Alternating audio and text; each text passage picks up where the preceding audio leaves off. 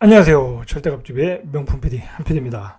자, 오늘 시간은 연말에 자산관리, 주식과 주택 한번 나누어서 한번 이야기해 보겠습니다. 이번 시간에는 이제 주택에 대해서 한번 이야기해 보겠습니다. 편하게 한번 들으시길 바랍니다. 가령 이제 여기 이제 제가 카테고리를 나눠놨는데, 자, 내가 무주택자이다. 자, 그리고 나는 1가구인데 이사갈 계획이 있다. 자, 이런 분들. 그 다음에 지방 아파트의 다수 보유자들, 다 주택자들이죠. 주로 이제 갭 투자 많이 하신 분들이죠. 그 다음에 이제 법인 다주택자들. 자, 그리고 뭐 이제 한 뭐 3가구 정도 가지신 분들, 똘똘한 몇 채 가지고 계신 분들. 자, 여러분들이 있어요. 자, 이제 각자에 따라 어떻게 자산을 좀 분배를 해야 되냐. 자산을 어떻게 정리를 해야 되냐. 주택을 어떻게 정리해야 되냐. 팔아야 되냐. 사야 되냐. 팔고 이사 가야 되냐. 자, 그런 문제를 한번 뭐랄까요, 편하게 한번 제가 이야기해 보겠습니다.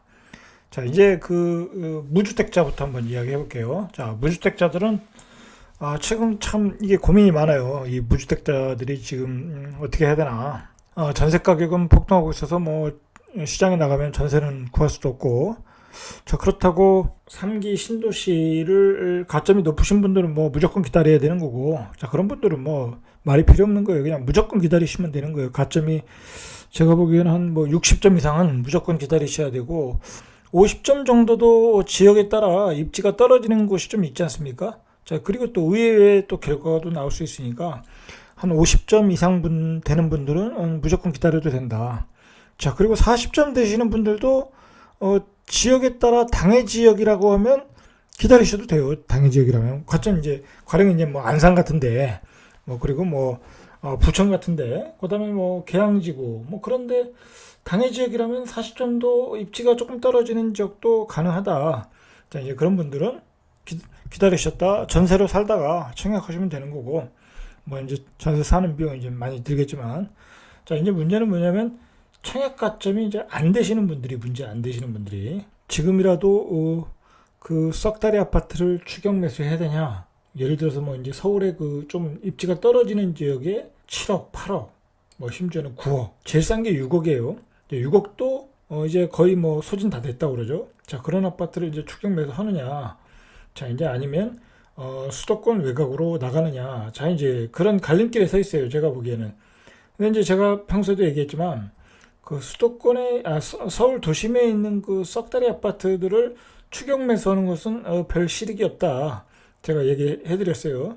그게 왜 그러냐면 내년에 예를 들어서 이제 뭐 전세 가격이 폭등해서 매매 가격이 또 올라가더라도 어느 시기 2023년 정도 되면 이제 가격이 이제 하향 안정될 가능성이 높아요. 이제 공급량이 이제 나오니까. 자, 그때 되면 이제 제일 먼저 빠지는 게 그런 아파트들이에요. 이제 입지가 떨어지는 그런 그 도심 외곽에 있는 아파트들. 자, 그런 아파트의 낙폭이 클 가능성이 높아요. 그러니까 그때 사도 되는 거예요. 굳이 추격 매수 할 필요는 없다는 거죠. 뭐 그때도 지금의 가격으로 살 수 있는 기회가 또 올 수 있으니까 지갑은 그렇게 계속해서 오르진 않으니까. 자, 그런데 이제 문제는 뭐냐면, 그렇지만 이제 예를 들어서 이제 약간 수도권 외곽으로 나가실 수 있는 상황이 되시는 분들이 있어요. 뭐 이제 와이프나 자기나 이제 그 출퇴근 거리가 이제 가능한 경우가 있지 않습니까? 그럼 수도권 외곽은 아직도 뭐랄까요, 가격이 거품이 뭐 완전히 꼈다고 볼 수는 없어요. 아직도 그 적정한 가격들이 있으니까. 자, 그래서 이번에 이제 김포, 파주 뭐 그런 데가 거래가 많이 되지 않았습니까? 가격 대비 이제 정주 여건이 좋으니까. 자, 가격 대비 정주 여건이 좋은 그런 신도시 지역들, 그리고 서울에 출퇴근이 가능한 지역들, 좀 그런 지역들은 가서 사셔도 무방할 것 같다. 이 무주택자라면. 자, 문제는 이제 나의 생활 반경 거리 안에 있느냐, 이제 그런 부분이 문제라는 거죠. 자, 이제 이게 이제 전략을 잘 세우셔야 되는 게, 그런 예를 들어서 이제 요즘 하남 쪽으로 많이 가지 않습니까? 하남? 자, 하남 쪽으로 가가지고, 자, 거기서 또 이렇게 당해 지역을 노려서 3기 신도시 중에 제일 인기 있는 하남 교산 신도시를 노리고 있잖아요. 자, 그런 것도 이렇게 전략이라는 거예요, 전략. 자, 그러니까 그 부근에 전세로 들어가셔도 되고, 그 부근에 집을 사서 들어가서 새로운 주택을 또 사면 되는 거니까, 평수를 큰 거를 또 신청을 하면 되니까, 청약을 하면 되니까. 자, 그런 전략도 필요하다는 거죠. 자, 저라면 그런 방법이 좋은 것 같아요. 어떤 자기가 3기 신도시 분양받을 지역에 전세로 들어가거나 아니면 집을 사서 들어가거나 그 인근에 사서 들어가서 당의 조건을 갖고 낮은 청약 점수를 가지고 큰 평수를 교체하는 그런 기회도 가질 필요가 있다. 초반에는 세지만 나중에 또 약해질 수 있으니까 자 이제 그런 전략으로 가시면 될 것 같다. 이제 기본적으로 무주택자들 30대 영끌 뭐 그런 분들은 이렇게 도심에 사셔야 되는 경우가 많으니까 뭐 할 수 없어요. 그냥 전세로 버텨야지. 전세로 버티다가 생애 최초로 받든지 아니면 신혼특공으로 받든지 한번 기회를 노려보는 것도 괜찮다. 그런 분들은 무주택자들에게 제가 당부드리고 싶은 얘기는 뭐냐면 절대 그 폭락론자들의 얘기에 귀를 기울이지 말아라. 자, 뭐 주식이든 뭐 부동산이든 부정적으로 보면 내가 내 자본을 가지고 이렇게 집을 살 수가 없어요. 주식을 살 수도 없고. 자, 그리고 항상 그 시장을 긍정적으로 볼 줄 알아야 돼요. 자, 우리는 이게 자본주의에 살잖아요. 자본주의는 계속 화폐를 찍어서 인플레로 부채로 이 커가는 어떤 버블의 경제 기본적인 습성이 폭락론자들이 항상 얘기하는 것이 뭐냐면 주식이든 부동산이든 그 버블이다. 자, 그렇게 얘기를 하죠. 근데 그 버블이라는 것을 버블이라고 생각하면 안 되고 자, 요즘에 화폐 가치가 떨어지는 거예요. 화폐 가치가. 지금 최근에 와서 화폐 가치가 더 급격하게 떨어지지 않았습니까? 초저금리 시대가 왔기 때문에.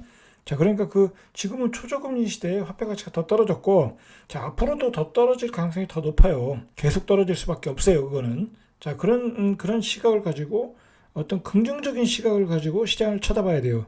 자, 그리고 중요한 것은 내가, 지금의 내 자본을 가지고 어떻게 집을 살 수가 없어요. 그러니까 살 수 있는 방법은 내가 전세를 끼고 사는 거예요, 전세를 끼고. 그것도 일종의 레버리지니까. 자, 그리고 내가 가용할 수 있는 모든 돈을 가지고 끌어가지고 연끌한다고 그러죠. 자, 그래가지고 집을 사는 거예요.